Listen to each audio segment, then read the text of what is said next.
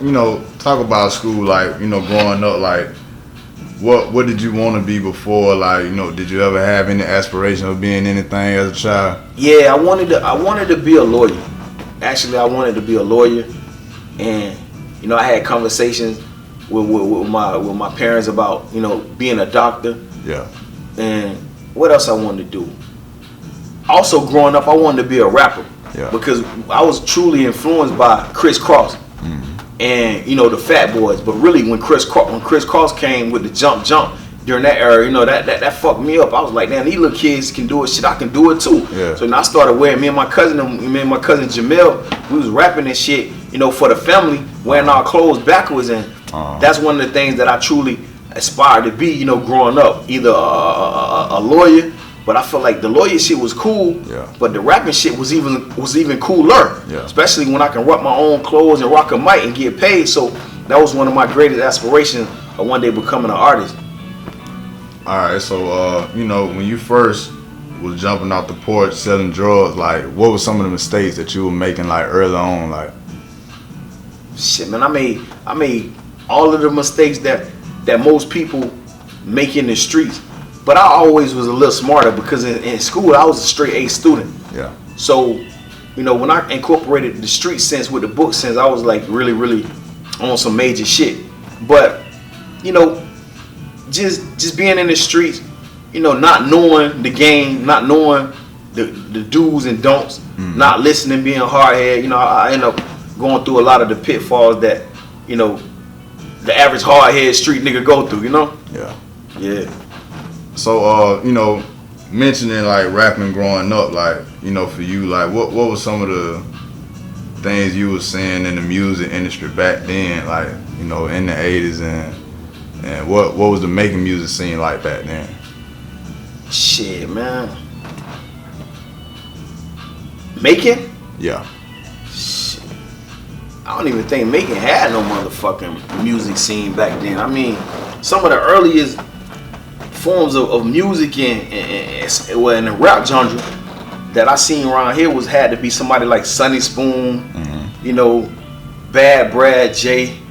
Because really, this was Otis Redding town, you know what I'm saying? Like, it was a blues town, the Allman Brothers, Otis Redding, you know, Little Richie, people like that. So it wasn't no real rap scene out here. So when me and Kinky B and Jeezy linked up, that's when we pretty much brought the rap shit here. I mean, to the magnitude it was on.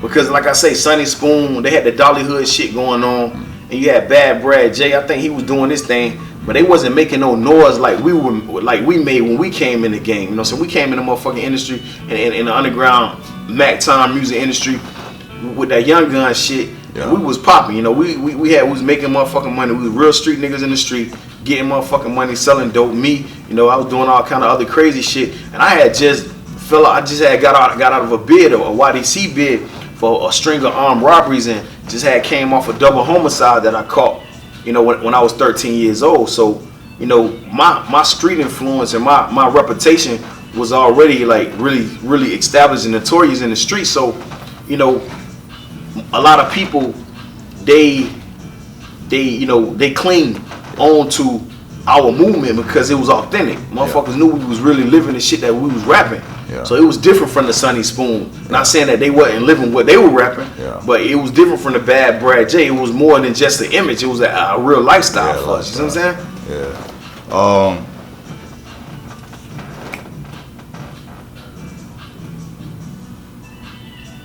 Okay. How long was it, you know, with you making music? I mean, from you being in the street selling drugs to you know, finally linking with Kinky B and Young G's and making music? I'll never forget, I had just got out of YDC in Millersville. Yeah. I served down there 2 years now, and I think I was like 14 or 15. I was getting out of YDC, and you know, my nigga Ella B, Kinky B, he told me some shit like he had just got a new partner that wanted to meet me because, you know, he heard I can rap. Yeah. And I think he had a cousin named Said Black or something out in Atlanta that wanted to get somebody from down this way that could rap. And you know, back then I was like writing a lot of raps and shit, and everybody in the hood know, and I was hard as fuck. I was doing my rap shit. So King introduced me to Lil J, which is, you know what I'm saying, Jeezy. I think we was in the mall or somewhere, you know. But the nigga looked funny to me. He was a funny ass, country ass nigga to me, you know what I'm saying? I was like, yeah, what's up, bro? So we met, we greeted it, we met each other, and he had me to spit a couple rhymes, and so I was spitting a couple rhymes, so he felt like, damn, you know, that shit tight.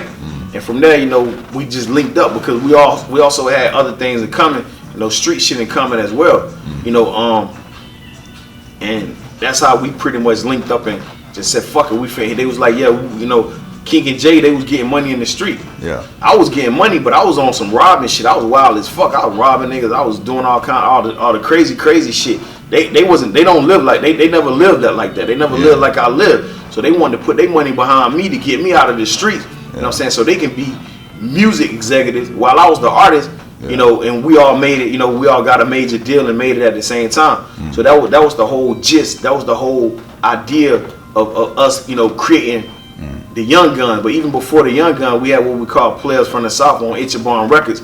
So that was the whole idea of that particular movement.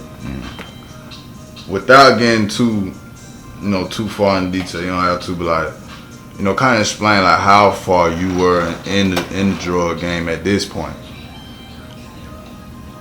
At this point, I'm not in the drug game, but I know what you're saying. But I mean, I was as deep as a motherfucker could be, you know. I was the El Chapo without the connect, without the Mexican plug. You feel me? Yeah. Like I couldn't be in the game no deeper. You know what I'm saying? Yeah. So they, a lot of people, you know, they associate Young Jeezy with Macon, like to the point where they think he's from Macon. Yeah. You know, is he from Macon? Is he not from Macon? Nah, most certainly not. He's not from Macon. He's from Hawkinville, Georgia. My nigga Kinky B, you know, introduced him to the city of Macon. And so when he came around us, of course, you know, he stayed here with King. Yeah. And up on the Dunkin' Block umbrella. And so you know, he was able to do the things he did around the city and get respect from this city and get the support from this city. And you know, at heart, you know, he's from Macon. Yeah. But you know, technically he's not from here, you know what I'm saying? But he got a Macon heart, no doubt. Three Chronicles, praying for rationality. Another casualty, regardless of nationality. Blood on the corner block.